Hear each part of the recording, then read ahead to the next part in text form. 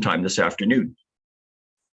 So today's presentation is from Ian Rennie, who I think many, if not all of you know, legal drafter par excellence, and somebody who spends time thinking about interesting topics that a lot of the rest of us don't think about.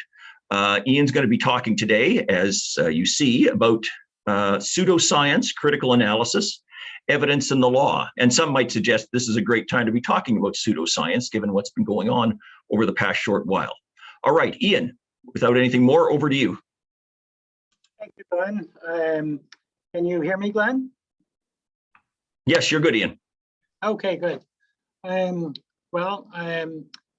name is Ian Rennie, and this CPD session is on the time they tried to legislate the value of pi. Pi is that funny symbol there that some people might have seen before.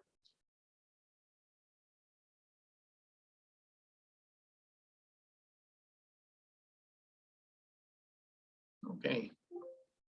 So I'd like to make some acknowledgements first. We would like to acknowledge that we are on the traditional territory of the Yellowknives Dene on Chief Dry Geese territory as part of Treaty 8 in Yellowknife Northwest Territories. We also acknowledge that this land is the traditional territory of the Clecho and North Slave Métis Alliance. Nothing in this presentation should be construed as conveying legal advice, any opinion of the Government of Northwest Territories, or even of the Law Society of Northwest Territories. This presentation is solely for educational purposes and intended to alert members of the Law Society of Northwest Territories of current legal issues of interest. I have in this PowerPoint presentation a series of references, so you'll see that there's a mixture of case law, some publications, and also some statutes. All of these are cited throughout the course of this presentation, including with hyperlinks. In the outline of this presentation, I want to talk about pseudo-mathematics and this idea of the time they tried to legislate the value of pi, also known as squaring the circle, or in French, the quadrature of a circle. And then that will lead into a discussion of the concept of sovereignty of parliament and legal fictions, not to be confused with pseudoscience. And pseudoscience, we have to start talking about the scientific method as well. There is an ethical aspect to this presentation, and it's the disbarment of Rudy Giuliani from the New York State Bar. And because he was suspended from the New York State Bar, also from the Washington, DC Bar. We will have a look at the case, or at least the order that disbarred him. And we'll sort of have a look at the Code of Professional Conduct and how that might be a lesson for us to keep in mind in our course of activities under the Professional Code of Conduct. I then want to go through a quick discussion of the relationship of pseudoscience to law, and we will talk about expert evidence, the Daubert standard, polygraph, and then some other cases, including one about handwriting analysis, somebody practicing outside the scope of their chiropractic field by giving advice about COVID. There's a psychiatric case as well. And then whenever you're talking about pseudoscience, one has to work in a perpetual motion case. And then we'll have a conclusion, and I will pose some questions. If you have any questions in the course of this presentation, do send them through the chat function, and Glenn will bring them up at an opportune time as we proceed through this presentation. So let us start first with pseudo-mathematics. And what is pseudo-mathematics? So it's a mathematics-like activity advancing questionable beliefs without adhering to framework of rigor of formal mathematics. And there is actually a case on this, the case of Dilworth versus Dudley, 1996. where the Americans, US Court of Appeals, Seventh Circuit, where Judge Richard Posner, and some of you might have heard of him, define what a crank is. A crank is a person inexplicably obsessed by an obviously unsound idea, a person with a bee in his bonnet. To call a person a crank is to say that because of some quirk of temperament, he is wasting his time pursuing a line of thought that is plainly without merit or promise.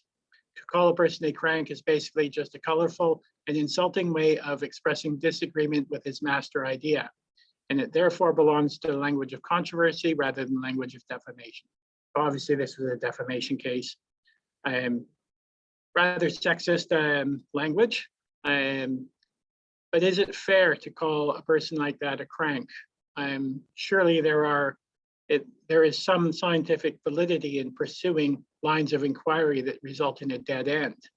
And what if this so-called crank person, as much as their thinking is out of the box, maybe they're actually right. Maybe there is something to what they're doing. In which case, we might label them a genius if they succeed. So the squaring of a circle is a problem that was posed by ancient geometers. Constructing a square with the same area as a given circle using a finite number of steps with a compass and a straight edge. And this was disproven, or at least it was shown to be impossible in 1882 by this German mathematician, the Lindemann-Weierstrass theorem. And this mathematician actually showed that pi is a transcendental number. And it's a classic transcendental number. What does that mean? It means that it goes on forever. So it's 3.14 ... and there's a whole sequence of numbers ad infinitum. The square root of 2 is similarly a transcendental number, as is E, Euler's number. Squaring the circle is synonymous in conversation and literature with trying to do the impossible. And I have heard it in French, so I know it exists in French as well. Just a reminder of a circle. This is a circle. And you can see that there are two properties that are shown here. C, the circumference, and D, the diameter. The diameter, of course, is 2 radii. The ratio between the circumference and the diameter is always the value of pi.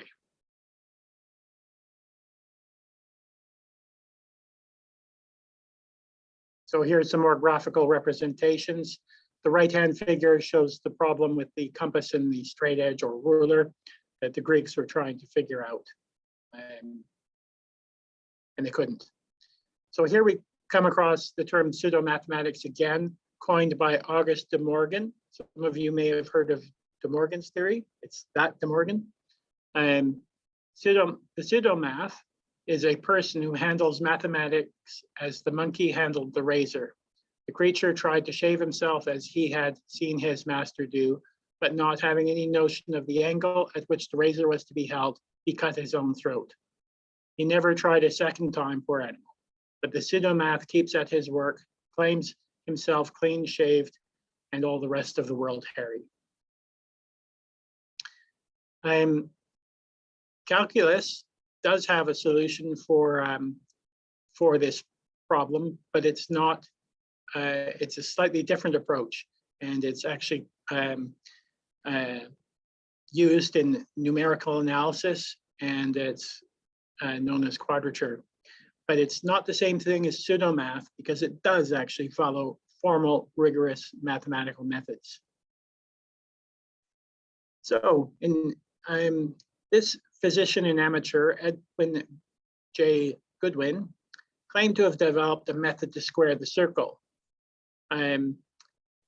He redefined pi to be exactly 3.2, and he proposed that the Indiana State Legislature, he proposed the Indiana Pi Bill, to allow the state to use his method in education without paying royalties to him. So this is Bill number 246 of the 1897 Indiana General Assembly. A bill, so this is the long title actually. The bill for an act introducing a new mathematical truth and offered as contribution to education to be used by only the state of Indiana, free of cost, by paying any royalties, whatever, on the same, provided it is accepted and adopted by the official action of the Legislature of 1897. So as lawyers, I would think that even the title is problematic because you can see that there's a number of interesting elements, not the least of which is allowing this new theory or proof to be free of cost to the state, no royalties, appeal to economy or perhaps even greed. So we look at section 1 of the bill. Be it enacted that the General Assembly of the state of Indiana, it has been found. So very objective statements, like it's a fact. And we don't need to read through this, but imagine a member of the first house reading through it, and it's probably unintelligible to them. We start seeing all these things like facts. This is a fact. That's a fact. So this is in further proof of the value of the author's proposed contribution to the education and offered as a gift to the state of Indiana is the fact of his solutions of the trisection of the angle, duplication of the cube, and quadrature of the circle having already been accepted as contributions to science by the American Mathematical Monthly. It's very interesting because he had published an article earlier in the American Mathematical Monthly, and it was published, but he used that as proof that his method was accepted by the American mathematical community. So it was introduced in the Indiana House of Representatives. The language and topic caused confusion amongst the members. It was transferred to a committee on education and the bill passed unanimously. Initially, it was positively received by the papers, except for the German language paper in the States. And I guess the Germans didn't have much of a sense of humor, probably because of the proof that was done in 1882 by the Germans. Professor Waldo just happened to be in the assembly. He was from Purdue University, a professor of mathematics, and he coached the senators, and the senators postponed the bill indefinitely. And at that point, the media started to ridicule the bill. What if the bill had actually passed the state Senate? Would this have mattered? Would a court read the statute down? Some thoughts. Now I am applying modern statutory interpretation, not American, and so it's not American. It's also by modern perspectives compared to 1897. Was there an abusive process? What Edwin Goodwin, was he attempting to circumvent the US patent system? Did the state even have jurisdictional competence in this matter? So pi is not equal to 3.2. Pi is the ratio of a circle's circumference to its diameter. And here in the last bullet is an estimation of pi. Sovereignty of Parliament in the Legislature. So Canadian federal Parliament is sovereign in all matters delegated to it by the Constitution, Section 91. Provincial legislatures are sovereign in all matters delegated by the Constitution, Section 92. Canadian territorial legislatures, like our own, are sovereign in all matters that delegated to them by the federal Parliament. So that's through the Yukon Act, Northwest Territories Act, Nunavut Act, province-like. And of course, where is this coming from? It's coming from the Westminster model of governance. So one could also read into this the Parliament at Westminster. And that is also the same system of government that is in existence in the state of Indiana, for example.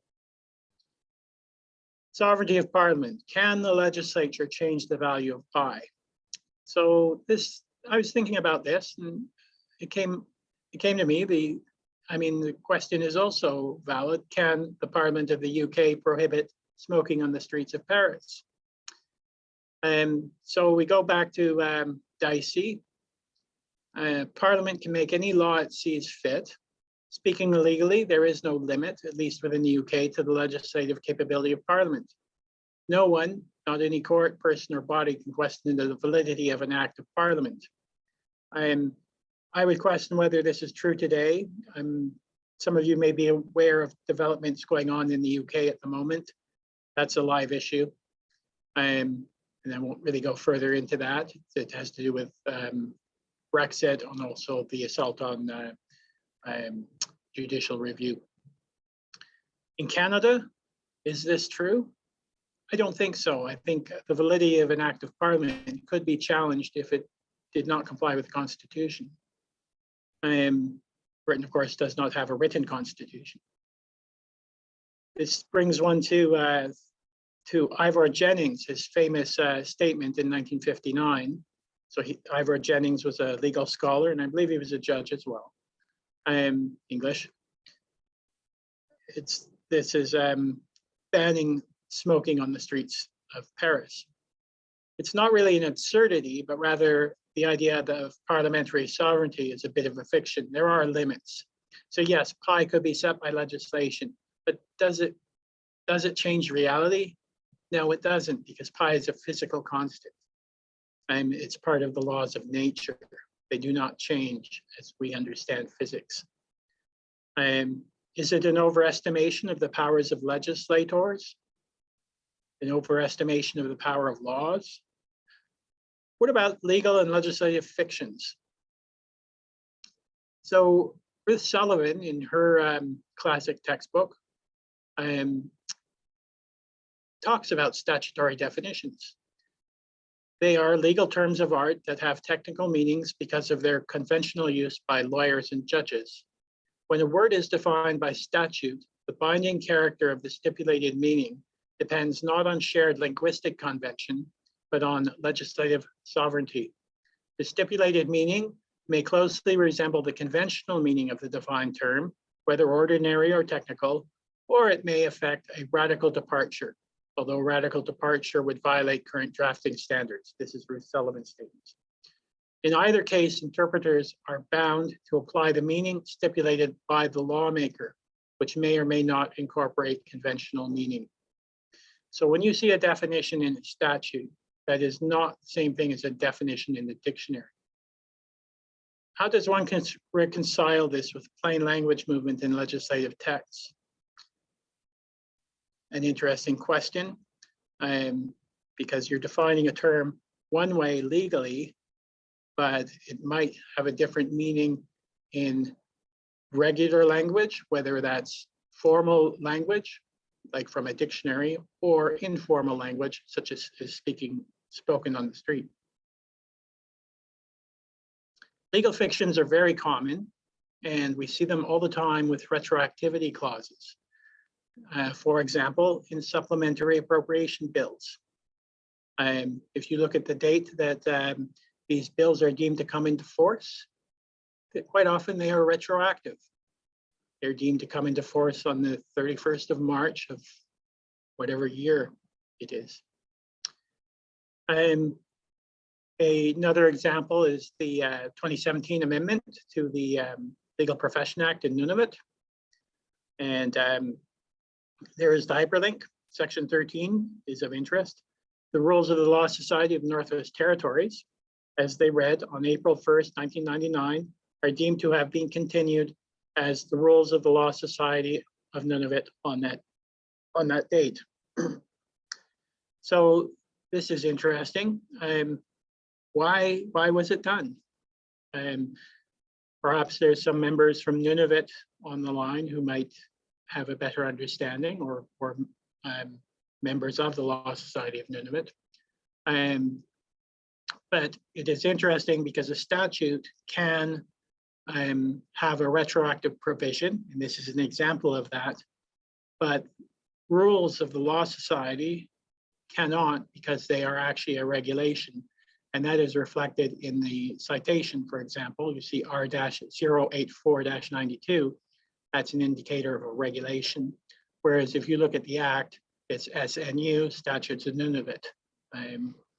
So regulations cannot have retroactive effect unless the statute, that the parent statute authorizes that retroactive effect. Statutes can have retroactive effect, but it's a legal fiction because the statute didn't exist on the date of retroactivity. In international law, this is also in existence, and the classic example is the exit of Indonesia from the United Nations in 1965. They tried to form a non-aligned movement, and they actually rescinded the UN Charter. And of course, a few years later, they decided that wasn't a good idea. So the United Nations actually allowed a legal fiction to be created that they never actually left the United Nations. Pseudoscience. Back to pseudoscience. The criticism of pseudoscience generally by the scientific community or skeptical organizations involves critiques of the logical, methodological, or rhetorical bases of the topic in question. So here are some different fields that one might consider to be pseudoscience. Eschatological beliefs, so that's a fancy term for religion. Ancient astronaut theory, one frequently sees that on the History Channel. Eric von Däniken and all that. Astrology, creationist cosmologies, life on Mars, a flat Earth issue, of course, the moon landing hoax, and so forth. Handwriting analysis is there. Free energy or perpetual motion, they're the same thing, they're flip sides of the same thing. Phrenology, the polygraph,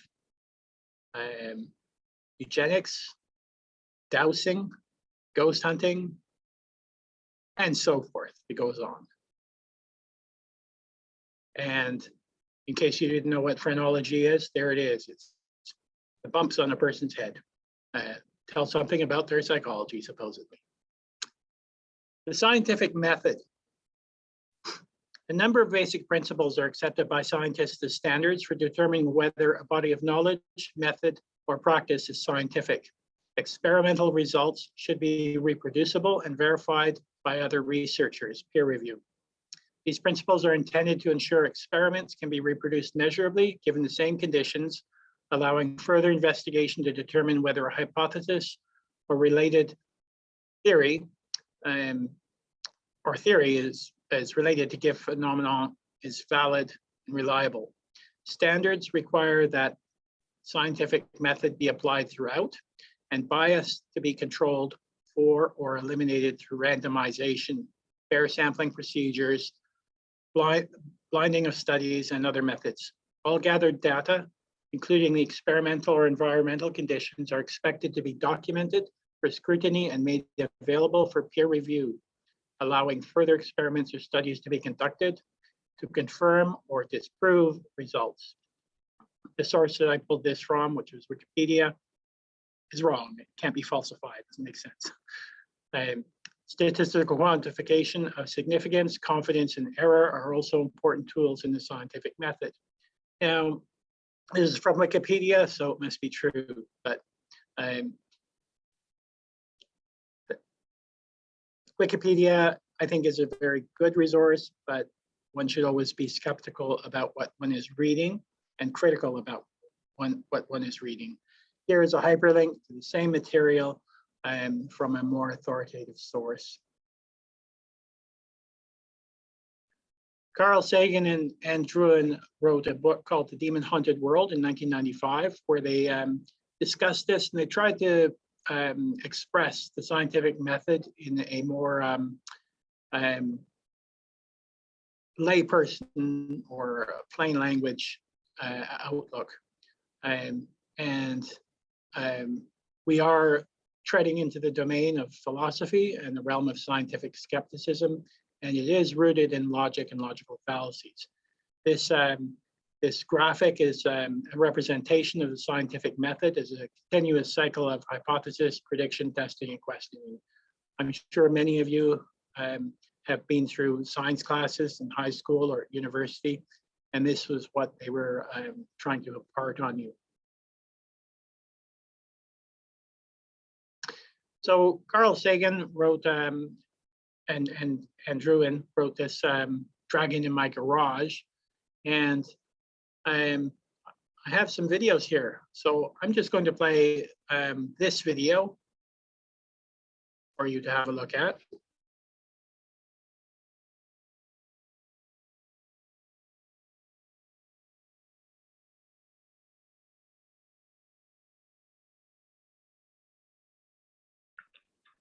Fire-breathing dragon lives in my garage. Suppose I seriously make such an assertion to you. Surely you'd want to check it out, see for yourself. Show me, you'd say. I lead you to my garage. You look inside and see a ladder, empty paint cans, an old tricycle, but no dragon. Where's the dragon, you ask? Oh, she's right here, I reply, waving vaguely. I neglected to mention that she's an invisible dragon. You propose spreading flour on the floor of the garage to capture the dragon's footprints. Good idea, I say. Sorry, This dragon just floats hang in a the air. minute. Then you'll use an infrared sensor. I have a little technical problem, so I'm just going to fix this. Okay.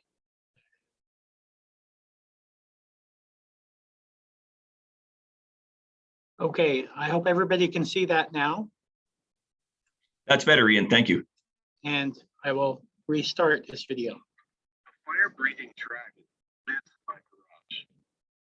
Suppose I seriously make such an assertion to you. Surely you'd want to check it out, see for yourself. Show me, you'd say. I lead you to my garage. You look inside and see a ladder, empty paint cans, an old tricycle, but no dragon. Where's the dragon, you ask? Oh, she's right here, I reply, waving vaguely.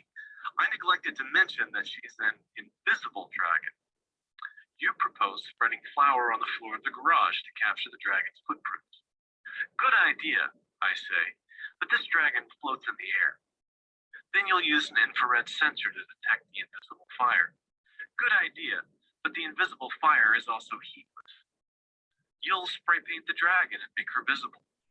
Good idea, except she's an incorporeal dragon and paint won't stick. And so on. I counter every physical test you propose with a special explanation of why it won't work. Now, what's the difference between an invisible, incorporeal, floating dragon who spits heatless fire and no dragon at all?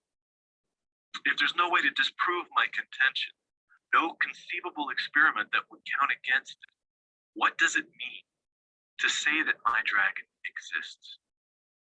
Your inability to invalidate my hypothesis is not at all the same thing as proving it is true. Claims that cannot be tested, assertions immune to disproof are veridically worthless, whatever value they may have in inspiring us or in exciting our sense of wonder. What I'm asking you to do comes down to believing in the absence of evidence on my say-so. The only thing you've really learned from my insistence that there's a dragon in my garage is that something funny is going on inside my head. You'd wonder, if no physical tests apply, what convinced me. The possibility that it was a dream or a hallucination would certainly enter your mind. But then why am I taking it so seriously? Maybe I need help. At the least, maybe I've seriously underestimated human fallibility. Now another scenario. Suppose it's not just me. Suppose that several people of your acquaintance, including people who you're pretty sure don't know each other, all tell you they have dragons in their garages.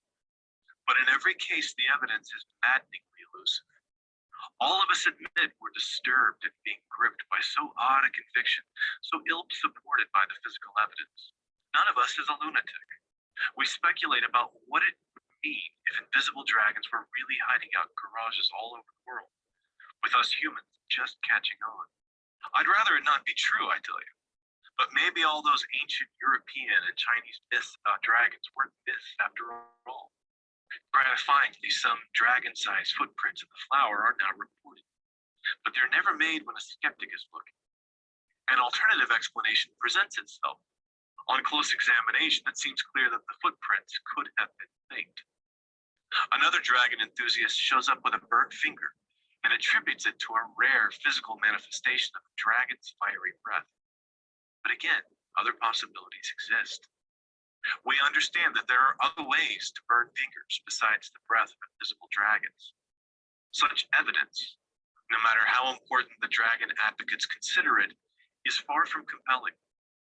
Once again, the only sensible approach is tentatively to reject the dragon hypothesis, to be open to future data, and to wonder what the cause might be that so many apparently sane and sober people share the same strange delusion. Okay.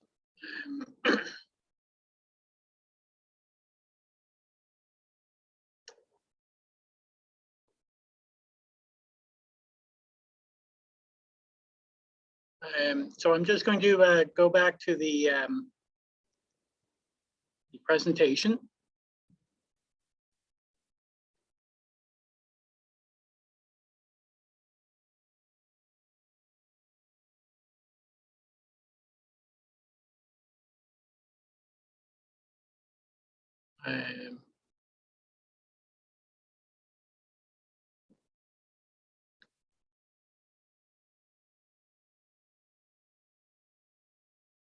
So just give me a second here while I share the correct screen. Can everybody see that? Glenn, Not yet, can you see no. that? No.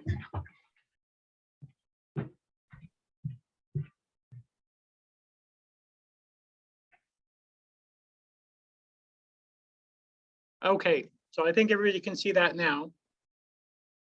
Can you see that, Glenn? Yeah, that's good, Ian. Okay, so that was Carl Sagan. It wasn't Carl Sagan, but it was a fellow who was citing Carl Sagan. And some of you may have noticed there was no tricycle in that garage. What Carl Sagan was doing was he was commenting on the argument from ignorance, a fallacy called argument from ignorance. And of course, it has a Latin term, ad ignoratiam. The idea behind this fallacy is that one cannot refute the proposition, therefore the proposition is true. So I have another video which I wanted to show, and I will just show that. And this one is from the American Psychological Association.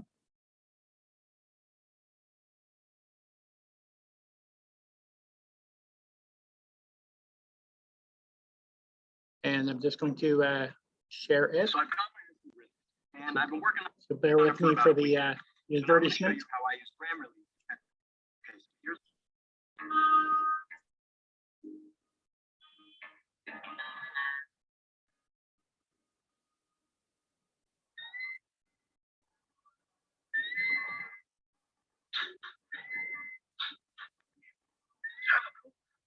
Yeah. What makes you say that? Well, if they were going to find a cure for it, they would have by now. Why haven't they cured it yet? They have never found a cure, and they never will. Yeah, I guess you're right. That's too bad.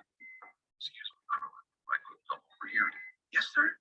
The argument you are employing, Mr. Erickson, is not logical. In fact, it exhibits the fallacy of argument and ignorantium, also known as argument. His arguments make sense. That may be so, but the form of the argument is invalid. This fallacy suggests that a proposition is true simply on the basis that it has not been proved false, or that something is false simply because it has not been proved true. Clearly, just because a problem hasn't yet been solved does not mean it will never be solved. Recall that the speed of light was long held to be impossible to exceed, but then warp drive was invented. Thank you, Mr. Spock. Of course, I should rethink what I'm trying to say. That would be best. Even if an argument seems to make sense, it cannot be valid unless the form is valid, and that does not exhibit one of the logical fallacies such as argumentum ad ignorantium or arguing from ignorance.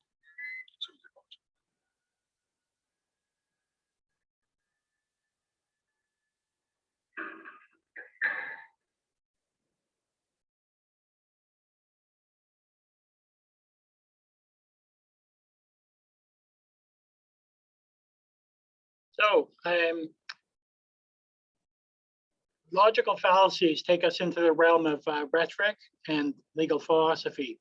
And there is an obvious application to legal argumentation. So we're looking at advocacy. This last hyperlink I'm not going to play, but it's an analysis by an individual on YouTube that looks at one of Trump's campaign speeches. And it's very interesting because Trump is quite masterful at doing a logical fallacy after fallacy after fallacy. And it makes you start to think what it is you're watching on television. But how does all of this fit into the law? Well, one aspect of this is what Carl Sagan called a baloney detection kit. Remember, it's speaking plain language to people on the street. And it's a guide to what is critical thinking. Wherever possible, there must be independent confirmation of the facts. Encourage substantive debate on the evidence by knowledgeable proponents of all points of view. Arguments from authority carry little weight. Spin more than one hypothesis. Try not to get overly attached to a hypothesis just because it's yours. And that creates bias because now you're supporting your hypothesis. Quantify, wherever it's possible to have a measure, some sort of numerical quantity attached to it, you'll be able to discriminate much better against competing hypotheses. If there is a chain of argument, every link of the chain must work, including the premise, not just most of them. Occam's razor, which I never heard of before. When faced with two competing hypotheses that explain the data equally well, choose the simpler. And ask whether the hypothesis can be, at least in principle, falsified. And we have seen a lot of that lately, including with a lady who was tried and convicted for producing a quack COVID remedy. This brings us to lawyer ethics and the suspension of Rudy Giuliani from the New York State Bar. This is a hyperlink to the ruling by the Supreme Court of the State of New York Appellate Division, First Judicial Department. They have a slightly different system where if somebody is disbarred, it has to be disbarment by the court. And Rudy Giuliani was suspended for discipline reasons. For the reasons that follow, we conclude there is an uncontroverted evidence that the respondent communicated, this is Rudy Giuliani, the respondent, demonstrably false and misleading statements to courts, lawmakers, and the public at large in his campaign as former lawyer for former President Trump. Trump and the Trump campaign in connection with Trump's failed effort at re-election in 2020. These false narrative statements were made to improperly bolster the respondent's narrative due to widespread voter fraud, victory in the 2020 election was stolen from his client. We conclude that the respondent's conduct immediately threatens the public interest and warrants interim suspension from the practice of law pending further proceedings before the, this is their grievance committee in New York State. The evidence. So basically, Rudy Giuliani made a series of statements following the 2020 election at press conferences, at state legislative hearings, radio broadcasts, TV appearances, and in at least one court appearance. And it's very interesting when you read the reasoning. Unlike laypersons, an attorney is a professional trained in the art of persuasion. As officers of the court, attorneys are an intimate and trusted and essential part of the machinery of justice. They have a responsibility The ultimate purpose of disciplinary proceedings is to protect the public in its reliance upon the integrity and responsibility of the legal profession. If we have a look at the Northwest Territories Code of Professional Conduct, we do see aspects of this reflected. So Rule 7.3, sub-rule 1, lawyer who engages in another profession, business, or occupation concurrently with the practice of law must not allow such outside interest to jeopardize the lawyer's professional integrity, independence, or competence. And then there are the various commentaries as well, which could be read and interpreted as more or less that the Law Society of Northwest Territories case could be made that it could actually discipline the lawyer who committed similar acts as Rudy Giuliani that resulted in his disbarment. Provided there is no infringement of the lawyer's obligations to the client, the profession, the courts, the administration of justice, a lawyer may communicate information to the media and make public appearances and statements. So this puts the lawyer into a bit of a precarious situation in respect of the statements, especially of fact or whatever. They have to be careful. They need to check their facts, and they need to be sure that what they are saying is not misleading or false. The lawyer has a duty to carry on the practice of law and discharge all responsibilities to clients, tribunals, the public, and other members of the profession honorably and with integrity. Arguably, Rudy Giuliani failed in that one as well. Just some other provisions of the Code of Conduct that might be applicable, the whole of Chapter 7, in particularly 7.2. And lawyer in public office, 7.4, and then public appearances and public statements. So the relationship to law, is law rational? I think it is. I think that's the whole point of the courts. And the classic aspect of this is expert evidence. When is expert evidence scientific and when is it pseudoscientific? That is sometimes difficult to realize. In the case of Hearn versus Malaskak, or Maslak, this is the Norvell-Morrisseau case. Excuse me. This is the Norvell-Morrisseau case. The evidence that was proffered by the one of the parties was based on an art critic who was examining the style to try and support excuse me, one of the parties' arguments that this painting that you see in the image, Spirit of Energy of Mother, was in fact a forgery, not a real Morrisseau.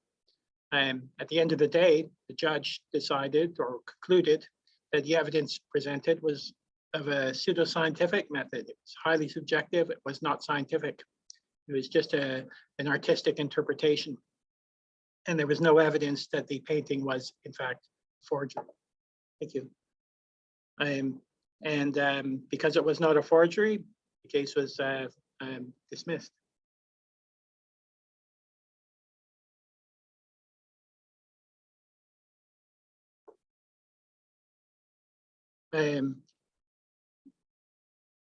Our criminal law friends probably are fully aware of the Dobart doctrine and these other cases, which were adopted in 2000 by the Supreme Court of Canada. They're US cases that were adopted into Canadian law.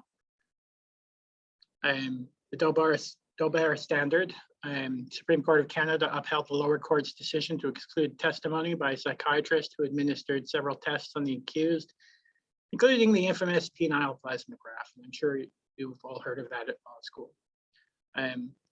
Factors included whether the technique was published and peer-reviewed, which apparently it was not. It does not preclude the use of the device in a non-trial setting for purposes of enforcement or treatment, but for purposes of expert evidence in front of a court, no. The polygraph history is similar in R versus Bayland. Overturned a Court of Appeal for Quebec decision. The defendants tried to deny the truth of a Crown witness and offered to take a polygraph to prove their innocence. The details of, so this is the current case law with respect to expert evidence. The inquiry for determining the admissibility of expert evidence is divided into two steps. The first step, the proponent of the evidence must establish the threshold requirements of admissibility. And then there's the four factors set out in Mohan: relevance, necessity, absence of an exclusionary rule, and properly qualified expert. Evidence does not meet these threshold requirements has to be excluded. Trial judge must also decide whether the expert evidence that meets the preconditions to admissibility is sufficiently beneficial to the trial process to warrant its admission, despite the potential harm to the trial process that may flow from the admission of the expert evidence. Expert witnesses have a duty to the court to give fair, objective, and nonpartisan opinion evidence. They must be aware of this duty and able to carry it out. The expert's opinion must be impartial in the sense that it reflects an objective assessment of the questions at hand. It must be independent in the sense that it is the product of the expert's independent judgment, uninfluenced by who has retained him or her or the outcome of litigation. It must be unbiased in the sense that it does not unfairly favor one party's position over another. The acid test is whether the expert's opinion would not change regardless of the party retained, of which party retained him or her.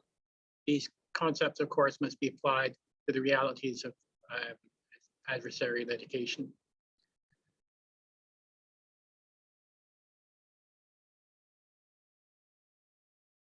The polygraph, so if we just look at the head note here, the results of the polygraph examination are not admissible as evidence. The polygraph has no place in the judicial process where it is employed as a tool to determine or test the credibility of a witness. The admission of such evidence would offend the well-established rules of evidence, in particular the rule against oath helping, which prohibits a party from presenting evidence solely for the purpose of bolstering a witness's credibility. The rule against the admission of past or out-of-court statements by witness and the character evidence rule. Polygraph evidence is also inadmissible as expert evidence. The issue of credibility is an issue well within the experience of judges and juries, and one in which no expert evidence is required. So one is dealing with, one has to be very careful with expert evidence that it is not usurping the role of the trier of law.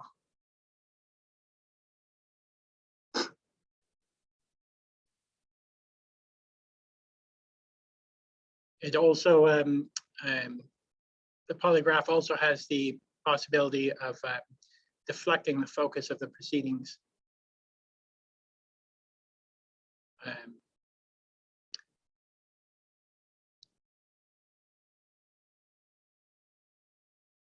So here's Filion and the Queen. This is another polygraph case, but this is the 1978 case. So this is the one that sort of set the whole ball rolling with respect to polygraph evidence.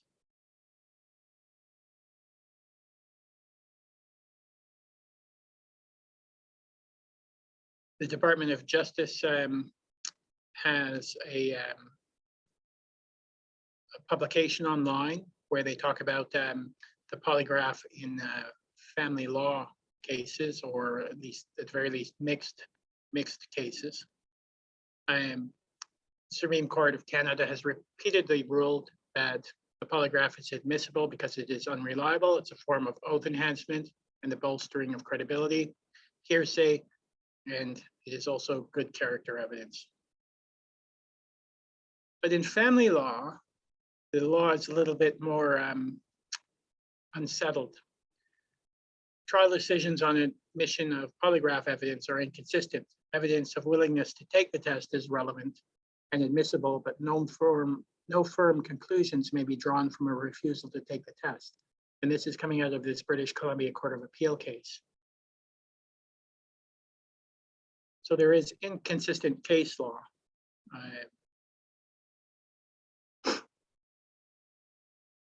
So in this BC Court of Appeal case, the parents in this case sought to appeal on the basis in part that the trial judge had not allowed them to introduce information about polygraph tests conducted with 4 caregivers that might have helped them refute claims of inadequate protection for the child. In denying leave to the appeal, the judge adopted the reasoning in Bayland. On the other hand, there is competing cases that the appellate. Anyway, you can read this at your own leisure. I'm not going to go through it in any more detail. The Department of Justice Canada's view from their website, family lawyers may wish to keep in mind that polygraph tests are based on out-of-court behavior and offense hearsay rules, since the person taking a polygraph test usually has no direct knowledge of how to interpret the test results and is informed of test results by the test administrator. While concerns about reliability suggest it might be best for family courts to follow the approach taken in criminal courts on admissibility and the use of polygraph evidence, the cases as a whole are indicating that the judges are more receptive to receipt of the evidence in family and child protection than in criminal cases. So that might be of interest to the family lawyers present. Another example of pseudo-scientific evidence is this case of France versus Diab. And some may remember this in the news. It was an extradition case of Diab from Canada to France. And there was a serious frailty in that handwriting evidence was relied upon. But there may also have been evidence that had been obtained through the use of torture by other countries that had been shared with the French intelligence agencies. So that last one, the torture-derived evidence, should be of concern because it violates administration of justice and our general abhorrence of evidence derived from torture and coercion. The frailty of the handwriting evidence, of course, handwriting evidence was in that list of pseudoscience. Again, it's an interpretation, much like an artist's interpretation of originality of a work.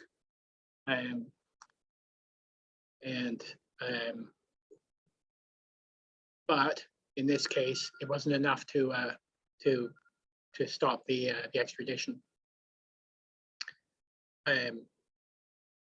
Remember that the extradition, the principles behind extradition and the standards are slightly different than they are in criminal law, because there is a prerogative power of the cabinet or the minister involved, because you're dealing with another country, and also a treaty arrangement.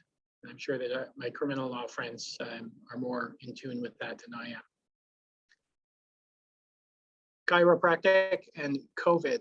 So here we had a chiropractor who made a social media posting, and they basically posted misinformation about COVID remedies, and the pseudoscience claim undermined the profession.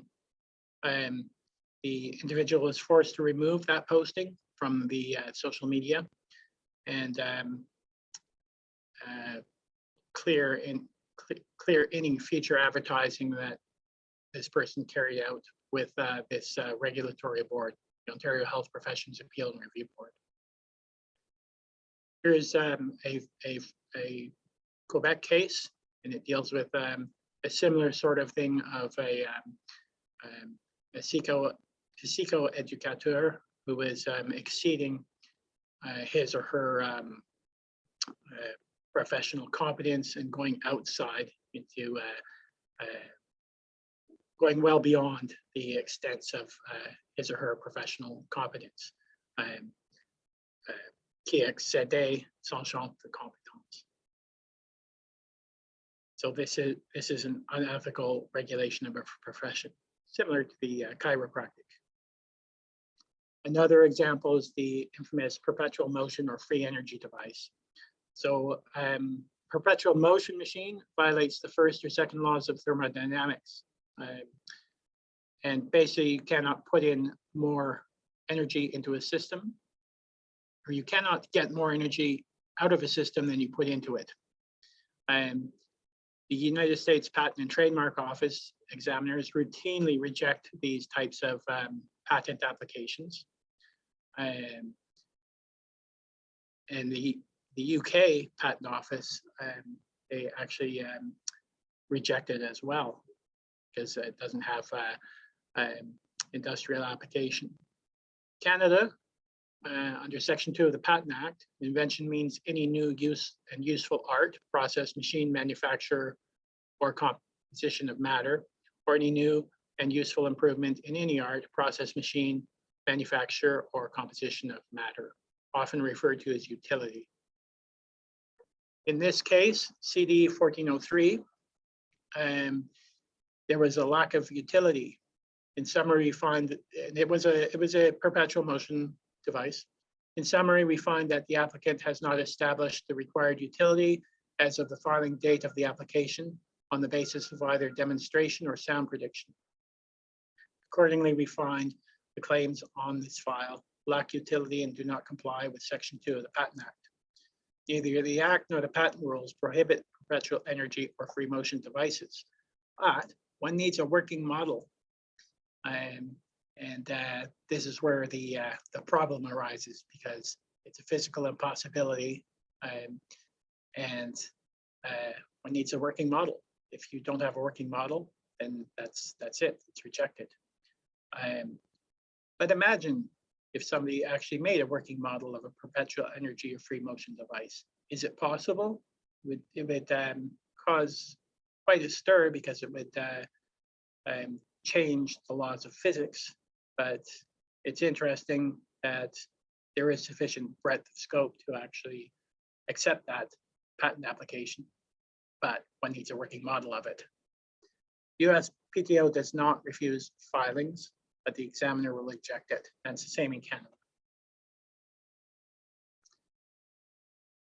Having a patent is not the same thing as validity. After the patent is issued, it shall, in the absence of any evidence to the contrary, be valid and avail the patentee of legal representatives of the patentee for the term mentioned in whatever sections of the Act.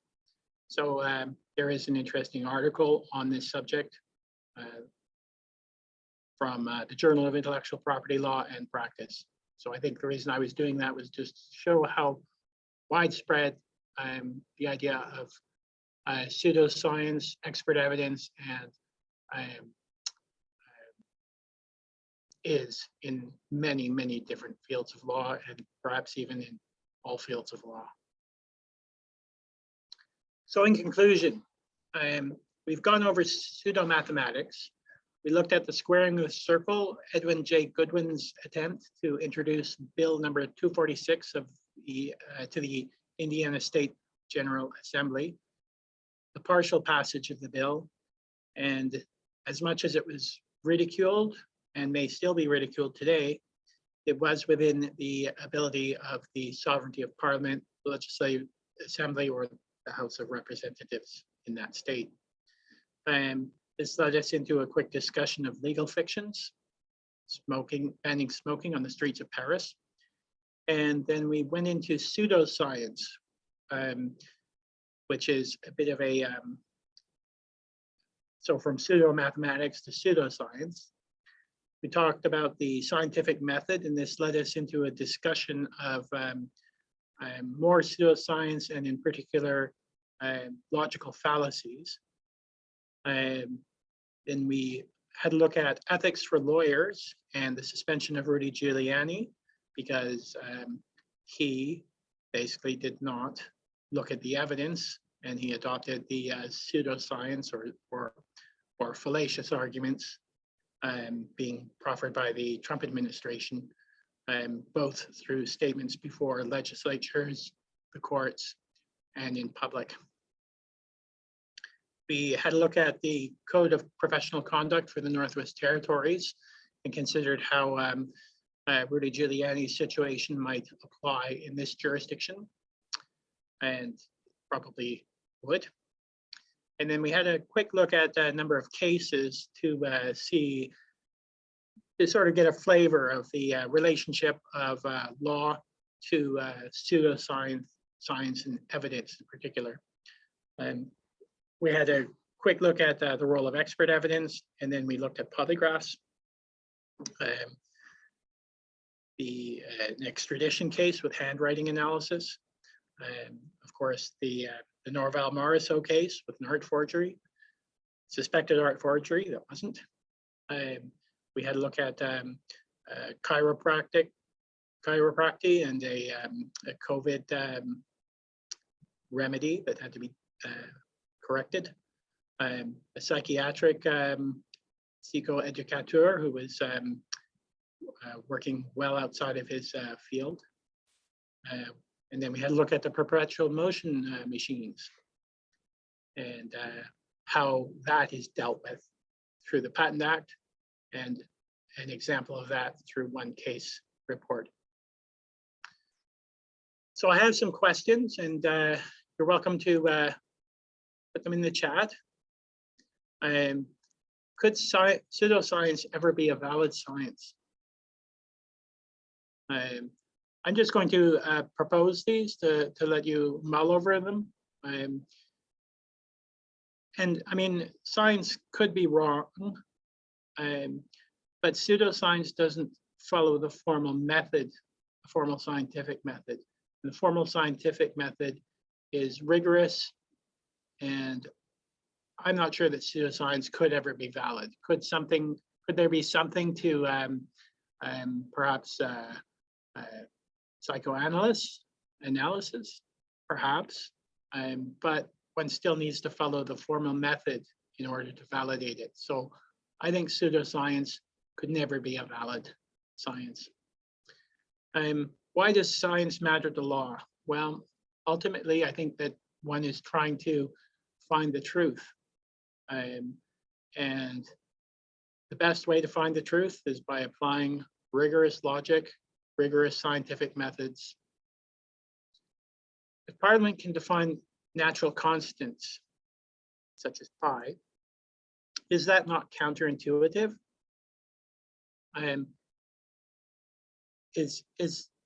So we have natural laws and we have human-made laws. Are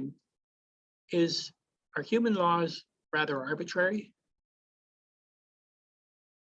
Is the use of the language used by Edward Goodwin was intentionally obtuse so as to confuse legislatures?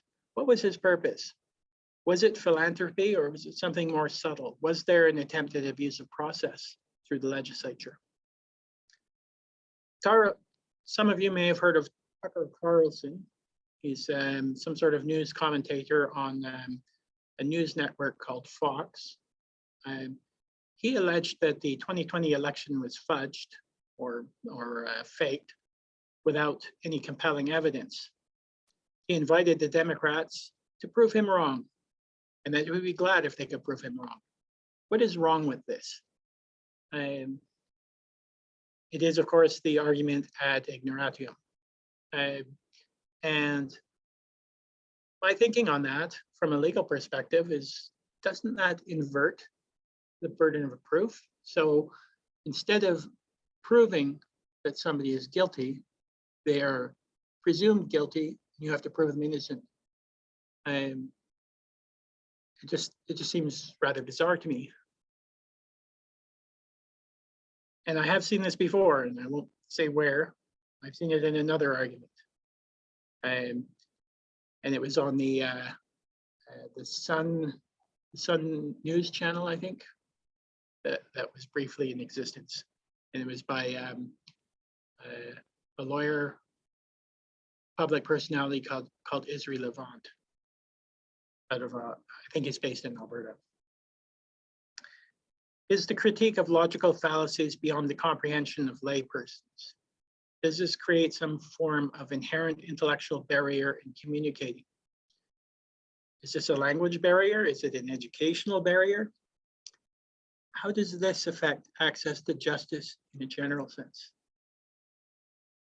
Does the hint of evidence obtained by torture in Diab taint the extradition proceedings and the trial in France? Is it possible for a perpetual motion or free energy invention to be patented?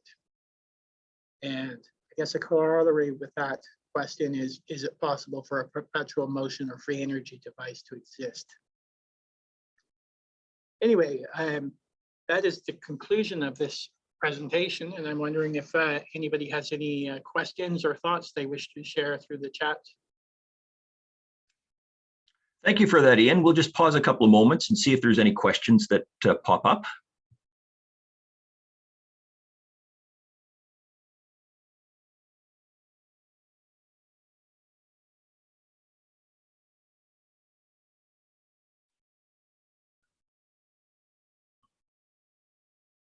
And again, I think the whole discussion of pseudoscience is particularly appropriate given where we are right now.